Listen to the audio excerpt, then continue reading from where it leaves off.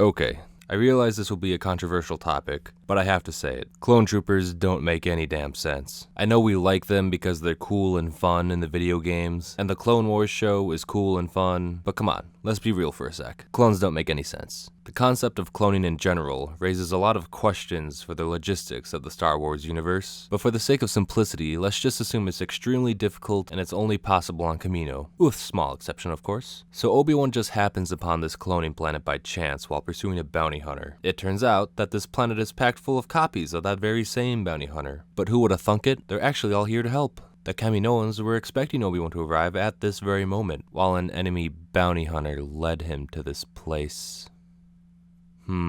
They were making the clones just for him and the Republic, because a Jedi commissioned them 10 years ago, in secret, just before dying under mysterious circumstances. And the bounty hunter that all these clones are made out of works directly under Count Dooku. But nah, it's chill. Let's just recruit him as our main fighting force for our galaxy-wide government, since apparently this one city can supply an army for a galaxy-sized war on its own. Forget recruiting soldiers from all the planets you rule and training them yourselves. Nah, just buy manufactured allegiance through questionable means, with no questions asked. What could go wrong? The Jedi are known for having excellent perception and sensing danger from a mile away. But not this time. Whoopsie. Seriously, did they not inspect these guys before hiring them? Hey Yoda, maybe give them a brain scan before inviting them into your house? But alright, let's just brush that all aside. The Jedi were tricked, accidents happen. We can just let this all slide so we can enjoy the fun stuff, right? The Clone Wars series was highly beloved and celebrated for many reasons, one of which is that it took a deep dive into smaller scale stories that allowed us to know the clones much more personally. We got to meet many interesting and cool new characters, such as the good soldier who follows orders, or the good soldier who follows orders, or the good soldier who follows orders, or the good soldier who doesn't follow orders, or the bad soldier who doesn't follow orders. We'll come back to this guy. It really makes you wonder what could have been if the Grand Army of the Republic was made up of various species from vastly different planets, backgrounds, and cultures. That's why the concept of a Rebel series was very exciting. It would have been a great opportunity to explore that idea, but then they did not do that. No, they just focused all their development on the copies, who we all know were going to brutally and remorselessly betray and murder everyone. Like, Dave, you know how the story ends, right? But nah, it's fine. We'll just retcon the betrayal to be mind control. Oh, but all the cool ones will escape the mind control, so it's all good. I just find it odd that we spend so much time developing and exploring these characters who don't really even have their own agency. What are you talking about? Of course they have their own agency and free will and stuff. Nope. No, they do not. They are totally obedient, taking any order without question. We modified their genetic structure to make them less independent than the original host.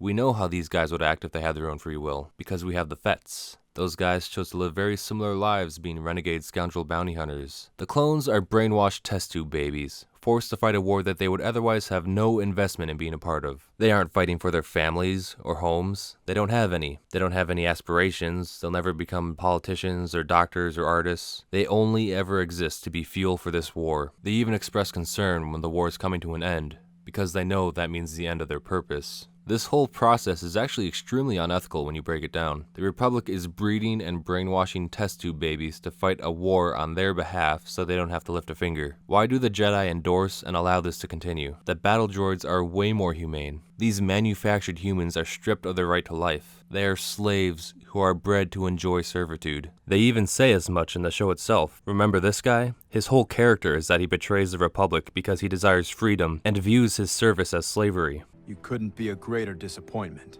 How could you do this to your brothers? Only a Jedi would ask that. It's the Jedi who keep my brothers enslaved. We do your bidding. We serve at your whim. I just want something more.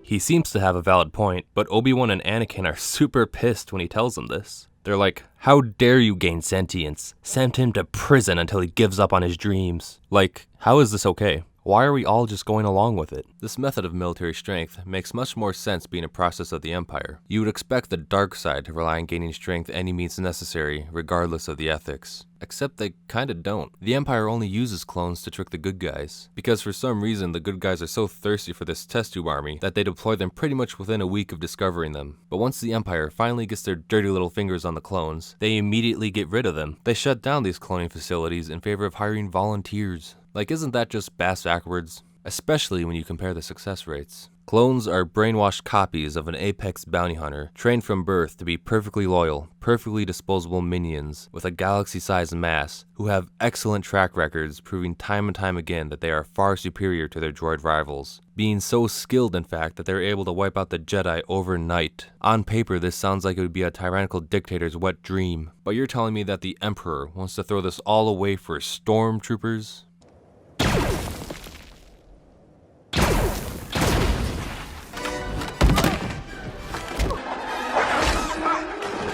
I know all you younglings out there have 1,000 Wookiepedia articles to try and explain this away, but come on, really?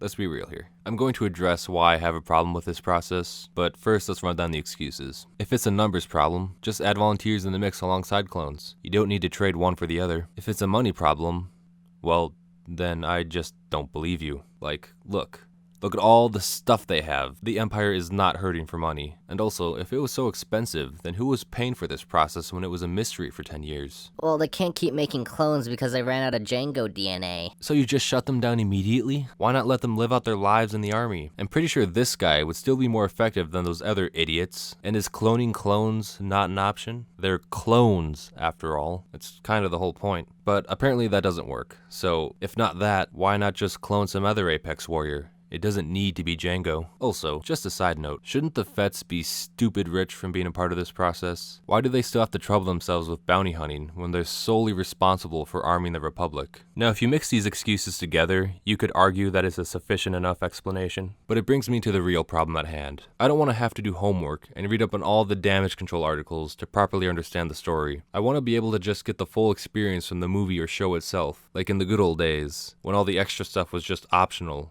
not required. Star Wars as a fictional universe is a sinking ship. The longer they go on, the harder it is to stay afloat. Every new questionable decision they make punctures a new leak, explaining how Maul survived, Holdo maneuvers, tracking fobs. Some rando will get hired on to fill up these gaps with a novel, comic, encyclopedia, or something of the sort. These patches keep the boat afloat, but it's a cheap fix that makes the boat look increasingly hideous and hurts its performance. Now, a few dedicated sailors will be willing to endure and possibly go down with the ship, but they shouldn't be surprised when most others will just want to get off.